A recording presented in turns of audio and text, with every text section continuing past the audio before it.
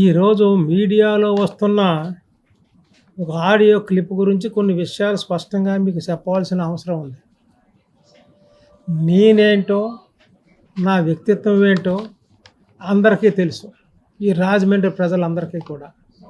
నేను అందరినీ కూడా ఏ విధంగా ట్రీట్ చేస్తాను, ఏ విధంగా ఆదరిస్తాను, ఏ విధంగా సపోర్ట్ ఇస్తాను, పేదవాళ్ళని ఏ విధంగా చూస్తాను అన్నది ఈ రాజమండ్రి ప్రజలందరికీ కూడా నా గురించి బాగా తెలుసు. అలాగే మీకు కూడా నేనేంటో కూడా మీకు బాగా తెలుసు ప్రెస్ వారికి.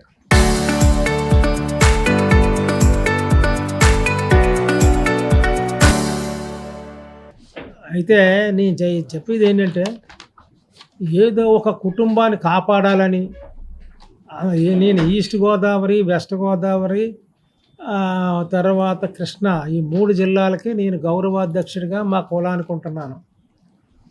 వాళ్ళు ఇక్కడ కులాలు మతాలు కాదు, వాళ్ళు ఏ సమస్య వచ్చినా సరే నా దగ్గరికే వస్తారు.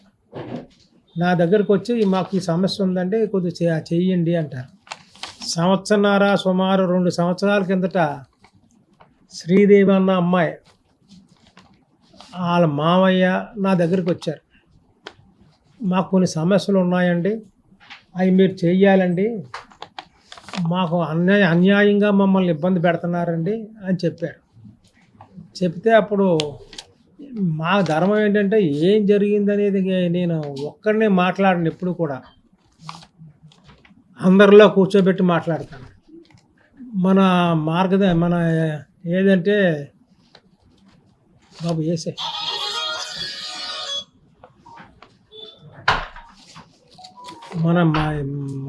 మా హోటల్లో కూర్చోబెట్టి ఎవరు వస్తారో రండి, మీ వైపున ఎవరు వస్తారో వాళ్ళ వైపున ఎవరు వస్తారో, ఇద్దరు కూడా వేలమల కమ్యూనిటీకి చెందిన వాళ్ళే, తప్పితే ఒక జాన్ అనే వ్యక్తి తప్ప.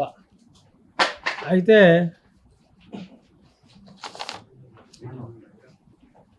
ఓకే,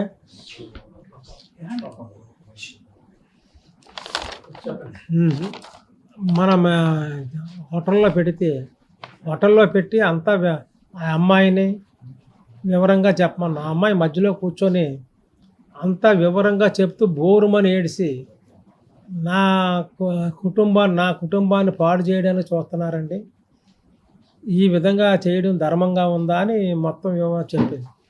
ఆ సంభాషణ విషయంలో మన దొండపాటి సత్యంబాబు కూడా ఉన్నాడు. అతను ఈ అమ్మాయిని, శ్రీదేవిని, హస్బెండ్ ఎక్సైజ్ ఇన్స్పెక్టర్, అతన్ని ఓ పక్కకు తీసుకెళ్ళి ఏంటి అని అంటే, ఆ రోజున మరి ఈ రోజు ఏం చెప్తున్నాడో తెలియదు, కానీ ఆ రోజున ఏం చెప్పాడంటే, మాకు ఏమీ లేదండి, ఇది కొంచెం కూర్చోబెట్టి చేసేస్తే నా భార్య నేను ఏలుకుంటాను అని చెప్పాడు. అంతలా చెప్పిన వ్యక్తిని చేత ఈ వైఎస్ఆర్ పార్టీ వాళ్ళు ఇప్పుడు కావాలంటే దొండపాటి సత్యంబాబు ఉన్నాడు, అతను చెప్తాడు, ఈవేళ తప్పుదో పట్టించి అతని చేత కూడా తప్పు చెప్పిస్తున్నారు. అలాగే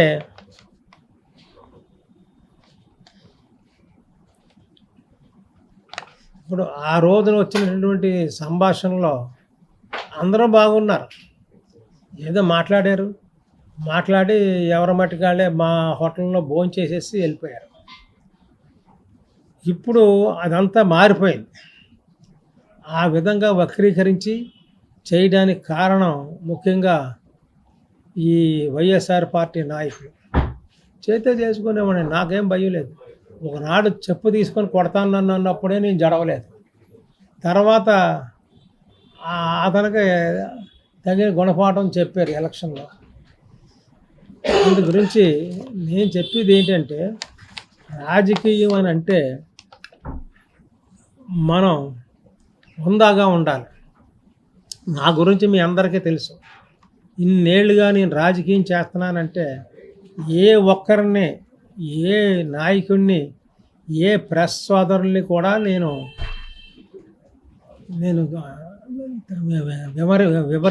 వివరణగా చెప్తానే తప్ప ఎప్పుడూ వాళ్ళని దోషణలు చేయను. నేను మీ అందరికీ తెలుసు, ఎప్పుడు దూషించిన వాళ్ళని.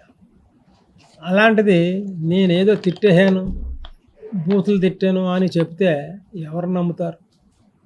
అదే మీ సోదరులకు కూడా నేను చెప్పేది ఏంటంటే, దేనికి మనం రాజకీయం చేస్తున్నది, మనం ఈ రాజమండ్రిలో మనం మన న్యాయంగా ఏం చేసి ప్రజలకి మంచి చేస్తాం అనే విషయాన్ని ఆలోచించాలి తప్ప, మనం ఎవరిని దూషిందాం, ఎవరిని ఆరోపణలు చేసి బ్లాక్మెయిల్ చేయాలనుకుంటే మాత్రం అది సాగదు.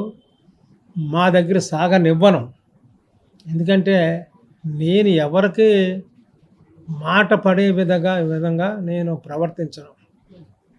చెప్పానంటే చేస్తాను, అంతే తప్ప దాని మీద వ్యతిరేకంగా వచ్చే విధానంగా ఏనాడు నేను మాట్లాడను.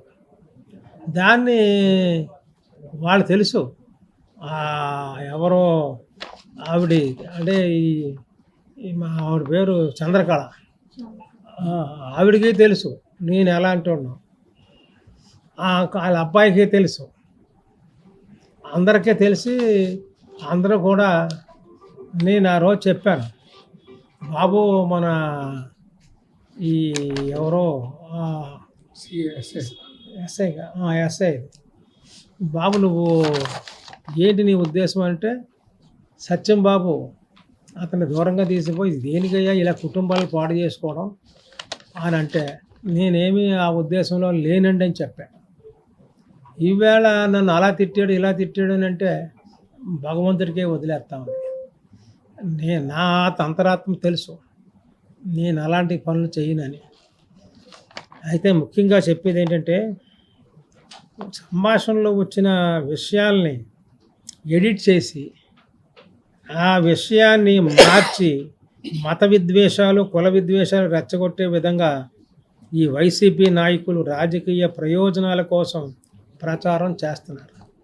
ఇప్పుడు మాతోటి ఏ విధంగా కూడా ఢీక్కోలేక ఈ భరత్తో ఏదో తప్పుడు వ్యవహారాలు, తప్పుడు సంభాషణలు తయారు చేసి వాళ్ళని ప్రజల్లోకి పెట్టి ఏదో చెడ్డ చేయాలనుకుంటే, నేను పేరు చెప్పను, ఒక ఎస్సీ లీడరే, పెద్ద లీడర్, ఆయన ఏమన్నాడంటే, ఏంటి అప్పారావు మీరు అంత హుందాగా ఉంటారు, ఈ మాటలు మేము చెప్పినవి చూస్తుంటే మాకు నమ్మబుద్ధి అయ్యట్లేదు, ఎంతవరకు సమంజసం వాళ్ళు చెప్పే మాటలు, ఏంటి అవి కరెక్టా అన్నాడు.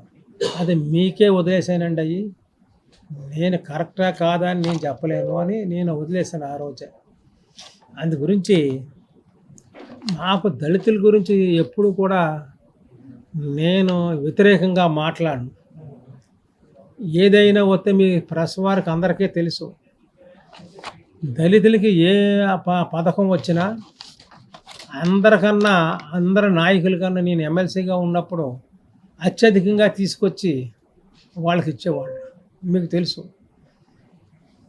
ఈ వెహికల్స్ ఇచ్చినప్పుడు నేను ఎస్సీ కార్పొరేషన్ నేను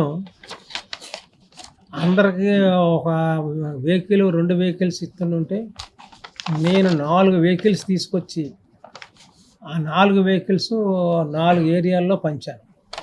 ఆ పంచినప్పుడు అందులో మా స్వార్థం ఏమీ లేదు, ఆ విధంగా చేశాను. అలాగే లోన్లు ఉన్నా అవి కూడా నేను న్యాయబద్ధంగానే తీసుకొచ్చి వాటిని పంచేవాడిని. దేనికి మనం రాజకీయంలో ఉన్నది తప్పుడు సమాచారాలు ఇచ్చి తప్పుడు ఆర్గ్యుమెంట్స్ చేస్తే ప్రజలు నమ్మేస్తారా? ఈవేళ ఏ ఒక్కరు కూడా ఏంటి అప్పారావు ఇలా చేశారు, మీరు ఇలాగయ్యింది ఏంటి అని అడగట్లేదు నన్ను. ఎందుకు? వాళ్ళకి నా క్యారెక్టర్ మీద, నా మీద ఉన్నటువంటి నమ్మకం, ఆ నమ్మకాన్ని నా జీవితంలో ఎప్పుడూ పోగొట్టుకోను. ఎవరో కావాలని, ఎందుకు పేర్లు మీకు తెలుసు, ఇలా చేసి నన్ను అప్రతిష్ట పాలు చేయాలనుకుంటున్నారు. కానీ వాళ్ళ తరం కాదు, నేను చెప్తున్నాను. నేను చెప్పానంటే చెప్పింది జరుగుద్ది. తర్వాత నేను ఏదైతే చేస్తానని చెప్పానో అది చేస్తాను. ఏదైతే మనం చేస్తానని చెప్పి ఎగ్గొట్టే విధానం నా దగ్గర లేదు. మీ అందరికీ తెలుసు. ఓసారి కుట్టు మిషన్లు ఇచ్చినప్పుడు ఎస్సీలకు కానీ బీసీలకు కానీ అందరికీ కూడా ఏదో కొద్దిపాటి మిషన్లు ఇస్తే నేను ఏకంగా 2000 చిల్లర మిషన్లు తెచ్చాను. ఎందుకు తెచ్చాను? వీళ్ళ బతుకులు బాగోవాలి, అందరూ ఆనందంగా ఉండాలనే ఆలోచన తప్ప నేను వేరే నా స్వార్థం లేదు. అప్పుడు కొన్ని రూమర్లు వచ్చి ఎక్కడెక్కడో నియోజకవర్గాల్లో కొంతమంది నాయకులు వాళ్ళకి తెచ్చిన వాటి కన్నా తక్కువ ఇచ్చి మిగతా తీసేసుకుండేవారు అని అంటే నేను అలాంటి విషయానికి జోలికి వెళ్ళను అని చెప్పి నేను ఖండించేవాడిని.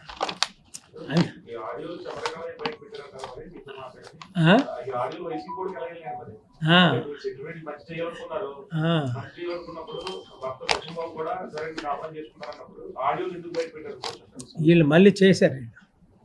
భరత్తో కావాలని చేశాడు. ఎస్, వాళ్ళే కావాలని చేసి నాకు ఇక్కడికి భరత్ దగ్గరికి వచ్చేటప్పటికి ఎవరో ఈవిడి చంద్రకళ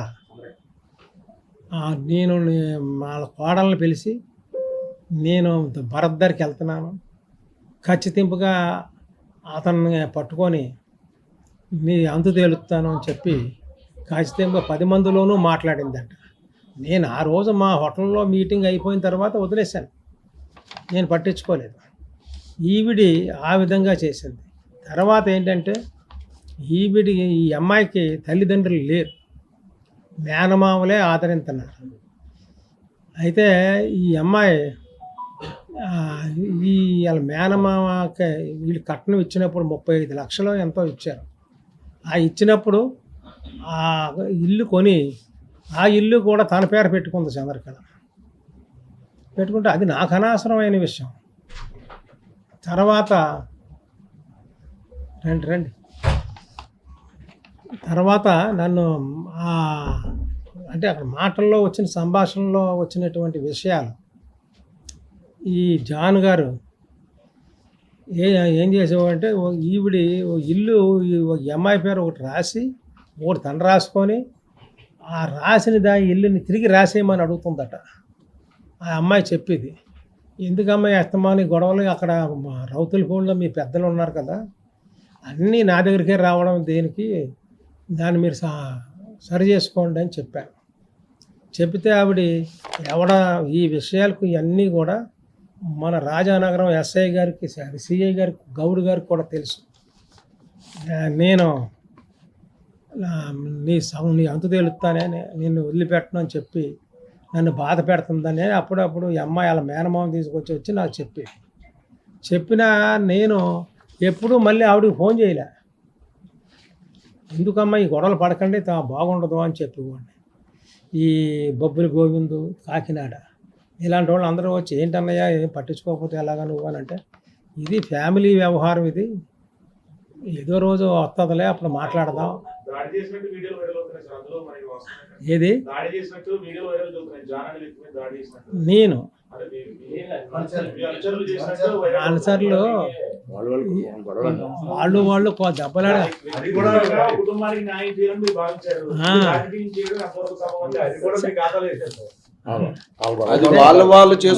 వాళ్ళు చేసుకున్నదే నా ఖాతాలో వేయడం ఎంతవరకు సమంజసం.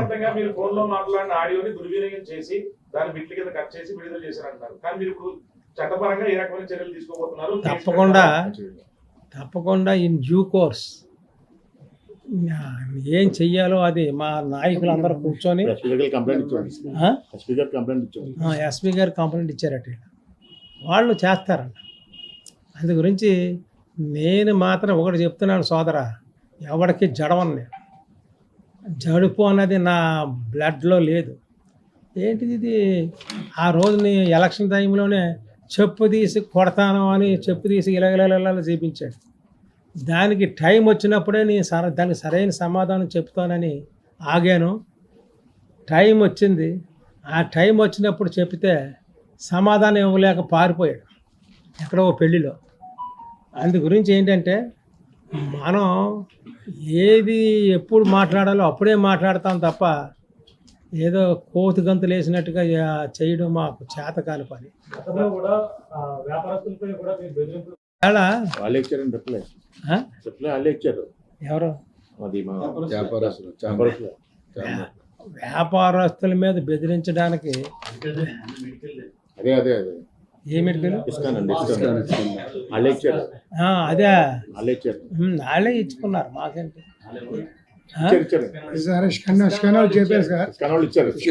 ఇస్కాన్ వాళ్ళే ఇచ్చారు ప్రభుజీలు ఇచ్చారు. ప్రభుజీలు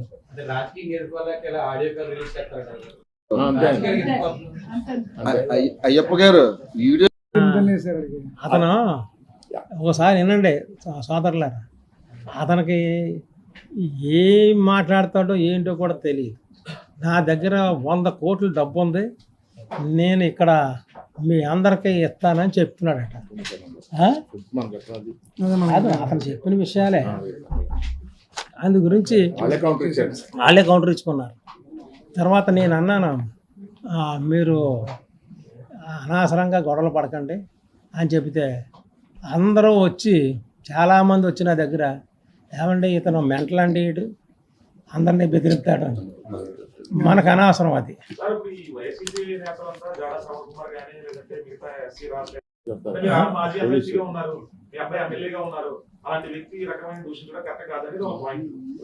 మేము పోలీసు కంప్లైంట్ ఇచ్చాం. అన్నెసరిగా ఎవరిని దూషించే వ్యక్తి కాదు. నేను 20 ఏళ్ళు పైబడి రాజకీయంగా ఉన్నాను. ఈ రాజకీయంగా ఉన్నప్పుడు ఎవరిని కూడా నేను దూషించలేదు, కులపరంగా ఎవరిని దూషించలేదు, ఏ కులాన్ని కూడా నేను దూషించలేదు. అందరితోటి అన్నదమ్ముల్లాగే వెళ్ళేవాడిని. ఈవేళ ఆలాపే సడన్గా కులాన్ని తిట్టేస్తున్నాడు అని అంటే ఎందుకు తిడతాం? రాజకీయంగా వాడుకుందాం అనుకుంటే నన్ను నా మీద దుష్ప్రచారం చేస్తే ఈ రాజమండ్రిలో 90% ఎవరో నమ్మరు సోదరు. ఎందుకంటే నాకు ఆ గుడ్ విల్ ఉంది. ఏదైనా ఆపదొస్తే ఆదుకుంటాడు, ఏదైనా పోతే సహాయం చేస్తాడు అనే ఉంది. కానీ ఇలాగా అన్నెసరీగా దుర్భాషలు మాట్లాడతాడు అనేది ఎవరికి లేదు, ఉండదు కూడా. ఆరోగ్యం బాగోలేదు సార్, నాకు ఆరోగ్యం బాగోలేదు. కొంచెం ఇప్పుడు నా వాయిస్ కూడా స్లోగా వస్తుంది చూడండి. బాగోపోవడం వల్ల నేను రాలేదు అతనికి. ఇంక ఇలా ఊరుకుంటే ఇదేదో మేక ఏదో సామెతల్లో ఉన్నాయి అలాగ వస్తుంది ఇదని, తప్పు చేశారు అంటారని వివరణ ఇచ్చి వదిలేద్దామని నేను ఈవేళ మీ ముందుకు వచ్చాను. కుటుంబంలో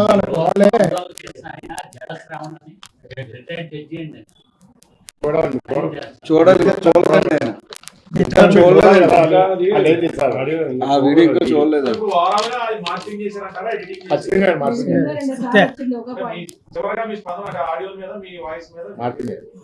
చేశారు.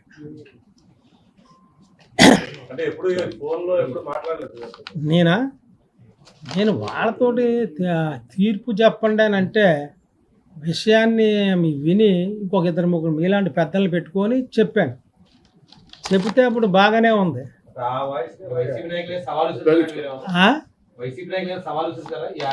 అంటే సవాళ్ళు ఇవన్నీ మనకి ఎందుకండి, పోలీసు చూసుకుంటారు. వాళ్ళు తొడగొట్టాడు, చెప్పు తీసాడు, ఆ సవాళ్ళు ఏమైనాయి? బొక్క బోర్లా పడినాయి, ఏమీ చేయలేకపోయారు నన్ను. కానీ ఈవేళ నేను సవాలు విసరడం వల్ల దేనికి, ఎందుకు సవాలు విసరాలి? మన భరత్ వాళ్ళ నాన్న నాగేశ్వరరావు నాకు బెస్ట్ ఫ్రెండ్. ఇప్పుడు ఎక్కడైనా కలిస్తే అపరారు బాగున్నారా అని మాట్లాడతాడు. ఆయన ఎలక్షన్ల ముందు అపరారు మీ అబ్బాయి మా అబ్బాయి ఇద్దరు కూడా మన కొడుకులు లాంటి వాళ్ళే, వాళ్ళకి వదిలేద్దామంటే వాళ్ళు ఏం చేసుకుంటే చేసుకుంటారో అన్నాడు. నేను దానికి నవ్వేసి ఊరుకున్నాను. ఆయన గుర్తుందో లేదు పాపం. మా ఇద్దరికి మేము బుచ్చి చౌదరి గారి దగ్గర 3 ఉండేవాళ్ళం. కోరమారావు, ఇంకొక నేను, నాగేశ్వరరావు గారు. అప్పుడు త్రిమూర్తులు అనేవారు. అప్పుడు మేము చాలా హ్యాపీగా ఉండేవాడు. ఇలాంటి గొడవలు లేవు. అంతే సార్ మరి పార్టీ దెబ్బతింటుంది కదా రాజమండ్రిలో. అదే ఇంకేం లేదు. నెవర్ పార్టీ బ్యాట్ అవుతుంది బాగా. పార్టీ అది కూడా ఫేకే కదా సార్, అది ఆల్రెడీ నిరూపించలేపారు కదా సార్ ఆ రోజే. ఇప్పుడు ఈ ఇప్పుడు మాట సార్ ఈ ఎవరు విషయాల్లోనా ఇప్పుడు ఈ విషయాల్లోనే ఆవిడ కోడలే వచ్చి మొత్తం క్లియర్ చేసుకుంది కుటుంబ సమస్యల్ని. దీని గురించి మళ్ళీ ప్రత్యేకించి పార్టీ ఏమి మా వల్ల మా ఆదిరెడ్డి కుటుంబం వల్ల ఎప్పుడు కూడా ఈ పార్టీ దెబ్బతిందో రాజకీయ లబ్ధి గురించి చేస్తున్నాడండి ఆయన. అంతే. అలా అది పార్టీ వాళ్ళ రాజకీయ లబ్ధి గురించే 2029 అదే చెప్తాను 100%. నా కొడుకుది నాది ఒకటే మాట ఉంటుంది, డిఫరెంట్ ఉంటుంది.